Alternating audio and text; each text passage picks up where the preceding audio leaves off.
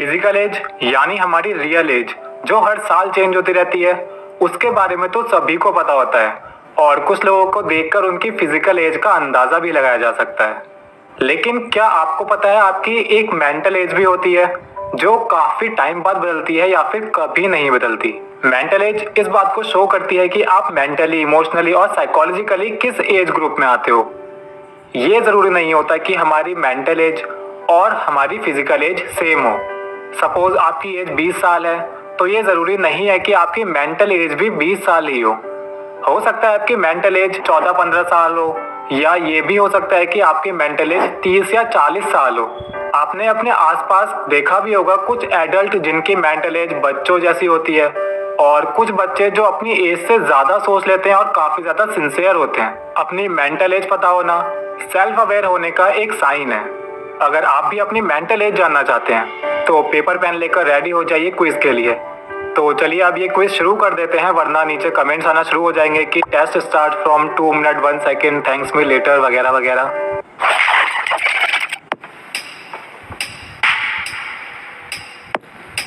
Simple quiz है।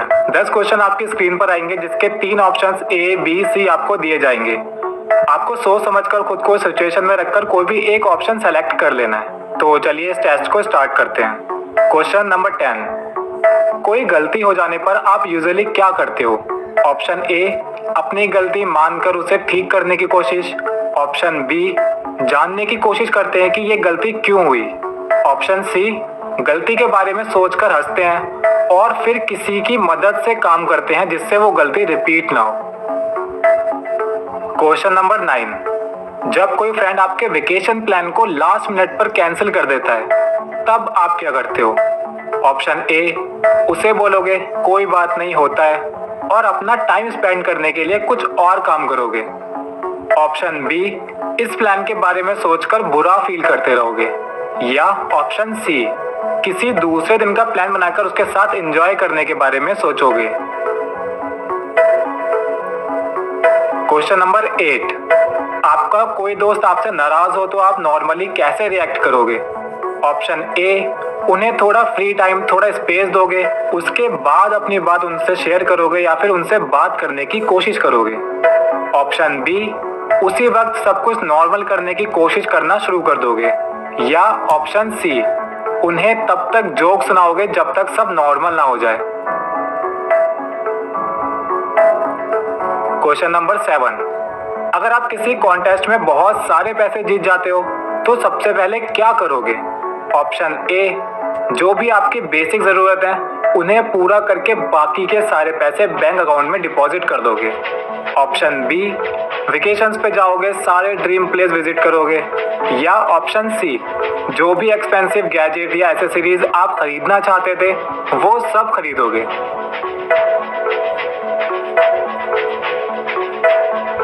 Question number 6, आपको 2 equal opportunities में से किसी एक को चूज करना हो तो आप क्या करोगे?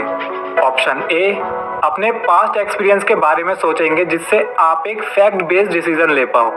ऑप्शन B, दोनों ऑप्शन की अच्छाई बुराई देखोगे, जो ज्यादा अच्छा है उसको चूज करोगे।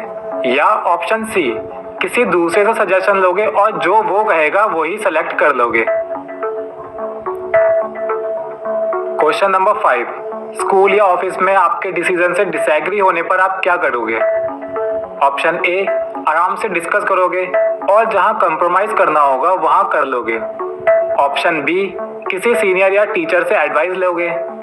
या ऑप्शन C, अपनी बात पर अड़े रहोगे और दूसरी साइड नहीं देखना चाहोगे। क्वेश्चन नंबर 4, आपका कोई जरूरी काम जो कल के लिए ड्यू है, याद आने पर क्या करोगे? ऑप्शन A, उसी टाइम करने बैठ जाओगे जिससे आप बाद में रिलैक्स रह सको। ऑप्शन B, पहले आराम करोगे और आराम करने के बाद काम करना शुरू करोगे। या ऑप्शन C, पहले थोड़ा काम, फिर थोड़ा आराम और फिर थोड़ा काम। क्वेश्चन नंबर 3, किसी एक जिम्मेदारी को हमेशा के लिए खत्म करना हो तो आप किसे खत्म करना चाहोगे?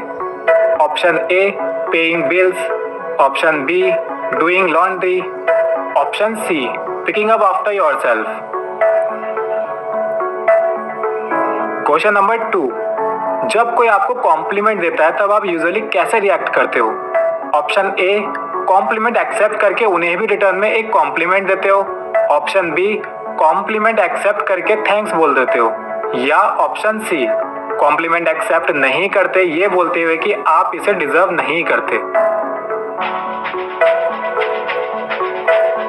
क्वेश्चन नंबर 1, वेकेशंस में कहाँ जाना पसंद करते हो?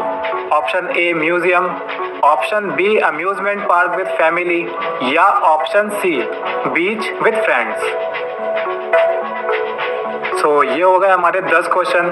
Gate ready for results. आपने जो भी आंसर चूज किए हैं उसमें अगर मोस्टली ए है तो आपकी मेंटल एज 40 से 55 एज ग्रुप में होगी। आपका माइंड सेट सेल्फ एश्योर है और आप सेल्फ अवेयर हैं।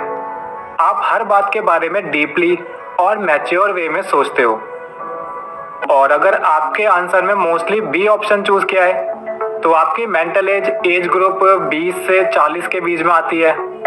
आपको डिसीजन लेने में थोड़ी प्रॉब्लम होती है, लेकिन इन द एंड आप अपने लिए सॉल्यूशन ढूंढ ही लेते हो।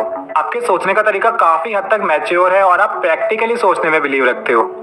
और अगर आपके ऑप्शन में सी ज्यादा बार चूज किया गया तो आपकी मेंटल एज 10 से 20 एज ग्रुप के बीच में आती है। आपके डिसीजन या तो जल्दी में लिए जाते हैं या आप ज्यादा इमोशनल होकर डिसीजन लेते हो, इसलिए आपके मोस्टली डिसीजन मैच्योर नहीं होते। ज्यादातर सिचुएशन में आप फ्यूचर को ध्यान में रखकर डिसीजन नहीं लेते। आपका रिजल्ट क्या रहा और आप किस एज ग्रुप के बीच में आए, नीचे कमेंट सेक्शन में जरूर बताएं। और आपकी मेंटल एज आपकी रियल एज से कम आई या फिर ज्यादा, ये भी